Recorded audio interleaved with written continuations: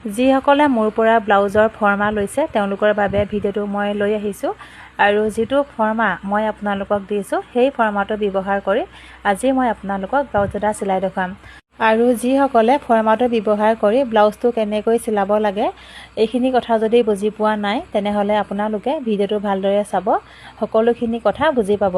প্ৰথমে মই lining কাপোৰটোত blouse কাটিংটো কৰি ল'ম আৰু বহুতেই মোক সুধি থাকে লাইনিং কাপোৰ মই কিমান ব্যৱহাৰ কৰোঁ। এতিয়া চাওক ব্লাউজ কাটিংটো কৰিছোঁ মই 36 সাইজৰ আৰু ইয়াতে লাইনিং কাপোৰ ব্যৱহাৰ কৰিছোঁ মই 75 সেণ্টিমিটাৰ। এতিয়া চাওক কাপোৰখন মই এনেধৰণে দুজাপ কৰি লৈছোঁ, দেখিছেনে? আকৌ এবাৰ দেখাইছোঁ চাওক, কাপোৰখন আপোনালোকে এনেদৰে দুজাপ কৰি ল'ব আৰু যিটো বন্ধ ছাইড থাকে সেই বন্ধ ছাইডটো নিজৰ গাফালে এনেদৰে দি ল'ব। প্ৰথমে সদায় পিঠিৰ ছাইডটো কাটি ল'ব। এতিয়া আপোনালোকে ভালদৰে মন কৰিব, এই যে ৰাউণ্ড শ্বেপটো দেখিছে এইটো হৈছে পিঠিৰ ছাইডটো। এতিয়া চাওক পিঠিৰ ছাইডটো মই কাপোৰখনৰ বন্ধ ছাইডৰ ফালে এনেদৰে দি লৈছোঁ, দেখিছেনে? আৰু তলৰ ফালে অকণমান কাপোৰ বহাই ৰাখিছোঁ, কিয়নো কঁকালৰ পাতলিটো মই ইয়াতে চিলাব লাগিব, মানে বেলেগকৈ কাপোৰ ব্যৱহাৰ নকৰোঁ, এই কাপোৰটোৰে মই পিঠিৰ পাতলিটো চিলাব লাগিব, সেইকাৰণে অকণমান কাপোৰ বহাই ৰাখিছোঁ। এতিয়া দেখিছেনে পিঠিৰ ছাইডটো মই এনেদৰে দি লৈ পিঠিৰ শ্বেপটো কাপোৰখনত এনেকৈ আঁকি লৈছোঁ।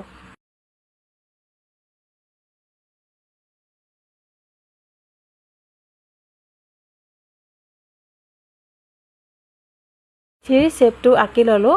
যদি আপোনালোকে পিঠিটো অকণমান কটা দিব বিচাৰে তেনেহ'লে চাওক পিঠিৰ ছাইডটো তলৰ ফালে এনেকৈ অকণমান নি ৰাউণ্ড শ্বেপটো এনেদৰে দি ল'ব।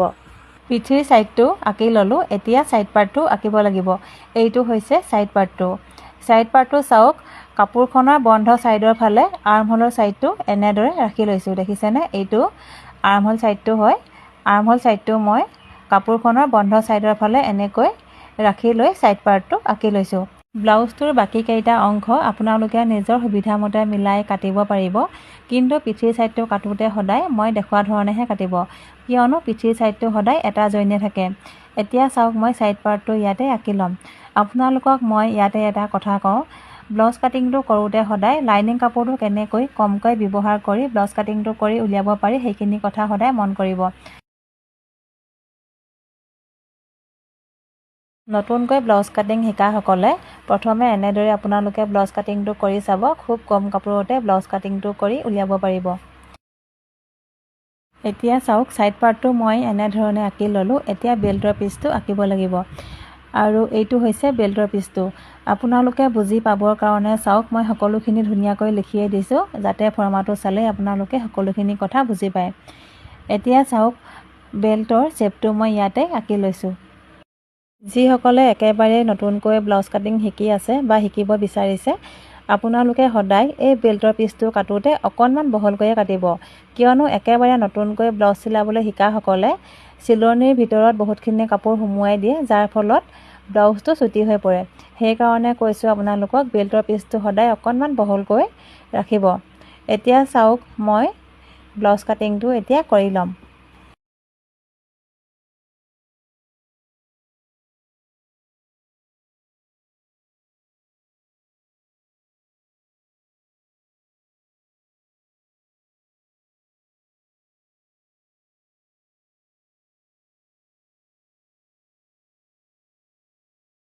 ব্লাউজটোৰ পিঠিৰ ছাইডটো বেল্টৰ পিচটো আৰু ছাইড পাৰ্টটো মই কাটি ল'লোঁ। এতিয়া হাতখন কাটি উলিয়াব লাগিব। এইখন হৈছে হাতখন। হাতখনতো মই ধুনীয়াকৈ লিখি দিছোঁ ফ্ৰণ্ট ছাইড আৰু বেক ছাইড কোনটো হয়, আপোনালোকে ভালদৰে চালেই বুজি পাব। এতিয়া চাওক কাপোৰখন মই এজাপ কৰি লৈছোঁ, কিয়নো দুজাপ কৰি লওঁতে দুখন হাত কাটি মই উলিয়াব পৰা নাছিলোঁ, সেইকাৰণে হাতখন মই এখন এখনকৈ কাটি উলিয়াই লৈছোঁ। যদি আপোনালোকে কাপোৰটো মিলাব পাৰে তেনেহ'লে কাপোৰখন দুজাপ কৰি ল'ব আৰু যদি মিলাব নোৱাৰে তেনেহ'লে এনেকৈও কাটিব পাৰিব। এতিয়া চাওক শ্বেপটো অঁকাৰ পাছত হাতখন মই কাটি লৈছোঁ।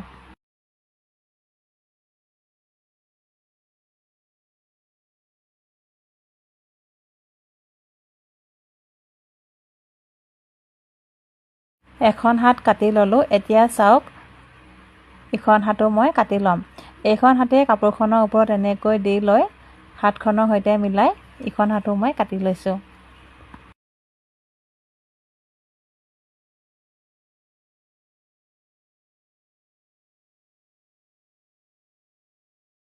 হাত দুখন মই কাটি ল'লোঁ। এতিয়া ব্ৰা কাটটো কাটি উলিয়াব লাগিব। চাওক ব্ৰা কাটটোৰ শ্বেপটো মই ইয়াতে আঁকি লৈছোঁ। কাপোৰখন এজাপ কৰি লৈছোঁ, কিয়নো দুজাপ কৰি লওঁতে কাপোৰটো মই মিলাব পৰা নাছিলোঁ, সেইকাৰণে এজাপ এজাপ কৰি লৈ ব্ৰা কাট দুটা মই কাটি উলিয়াইছোঁ। দেখিছেনে?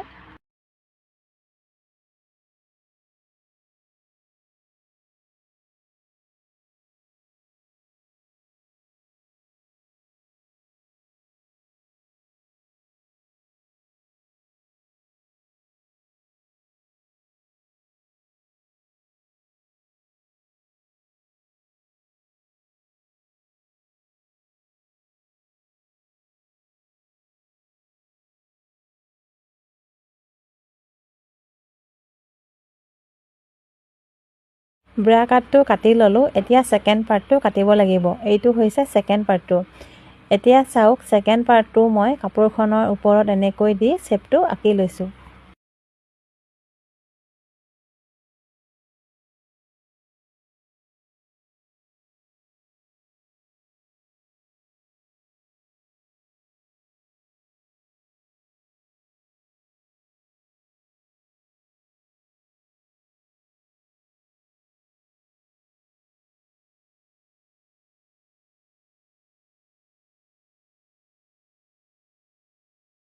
লাইনিং কাপোৰটোত প্ৰথমে ব্লাউজ কাটিংটো কৰি ল'লোঁ। এতিয়া চাওক ব্লাউজ পিচটো কাটিবলৈ আপোনালোকে সদায় এই কাটিংসমূহ এনেদৰে মিলাই ল'ব। এনেকৈ যদি আপোনালোকে মিলাই লয় ব্লাউজ পিচটো কাটিবলৈ সুবিধা হয়। আৰু চাওক যিটো চিধা চাইড হয় সেই চিধা চাইডটোত এনেকৈ চেইন এটা দি ল'ব। আৰু এইটো হৈছে চাইড পাৰ্টটো, দেখিছেনে? চাইড পাৰ্ট দুটাও এনেদৰে মিলাই ল'ব। আৰু মই ৰাইট চেইন এটা দি লৈছোঁ। এইটো বেল্টৰ পিচটো হয়। বেল্টৰ পিচটো যিটো অকণমান বেছিকৈ কটা দেখে, এই কটা চাইডটো শুকপতি চাইডৰ ফালে হ'ব। ব্লাউজ কাটিংটো কৰাৰ আগতে কাটিংসমূহ আপোনালোকেও এনেদৰে মিলাই ল'ব। এনেদৰে যদি মিলাই লোৱা হয় ব্লাউজ কাটিংটো কৰিবলৈ সুবিধা হ'ব আৰু কোনো ধৰণৰ খেলি মেলি নহয়।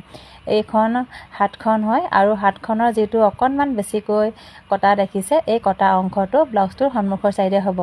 দেখিছেনে? এনেধৰণে মই মিলাই ল'লোঁ। এতিয়া ব্লাউজ পিচটো কাটি ল'ম। এতিয়া চাওক ব্লাউজ পিচটো মই এনেদৰে পাৰি লৈছোঁ আৰু ফুলৰ যিটো চিধা চাইড হয় সেই চিধা চাইডটো মই তলৰ ফাললৈ এনেকৈ দি লৈছোঁ আৰু ভিতৰৰ চাইডটো দেখিছেনে ওপৰৰ ফালে এনেকৈ ৰাখি লৈছোঁ। ব্লাউজ পিচটো কাটোতে কাপোৰটো সদায় থিয়কৈ কাটিব, পথালিকৈ কাটি নিদিব। যদি পথালিকৈ কাপোৰটো কাটে তেতিয়া কিন্তু ব্লাউজটো এচলীয়া নিচিনা হৈ থাকিব, দেখিবলৈ বেয়া লাগিব। মানে হাতৰ ফুলপাহ যিটো চাইডত থাকে সেই চাইডেই মূৰকৈ ব্লাউজ পিচটো কাটিব। এতিয়া চাওক প্ৰথমে মই পিঠিৰ চাইডটো কাটি ল'ম। দেখিছেনে? পিঠিৰ চাইডটো মই কাপোৰখনৰ ওপৰত এনেকৈ দি লৈছোঁ আৰু চাইডৰ ফালে অকণমান কাপোৰ বহাই ৰাখিছোঁ, কিয়নো লাইনিং কাপোৰটো মই ব্লাউজ পিচটোৰ লগত চিলাই ল'ব লাগিব। সেইকাৰণে ব্লাউজ পিচৰ কাপোৰবিলাক যদি বহুত বেছি পিছল হয় তেতিয়া লাইনিং কাপোৰ ব্যৱহাৰ কৰি ব্লাউজটো চিলাবলৈ বহুতখিনি অসুবিধা হয়। যদি আপোনালোকৰো এনেধৰণৰ অসুবিধা হয় তেনেহ'লে আপোনালোকেও প্ৰথমে লাইনিং কাপোৰটোত ব্লাউজ পিচটো চিলাই ল'ব। তেনেকৈ যদি চিলাই লয় তেতিয়া ব্লাউজটো চিলাবলৈ সুবিধা হ'ব। এতিয়া চাওক পিঠিৰ চাইডটো মই কাটি ল'লোঁ।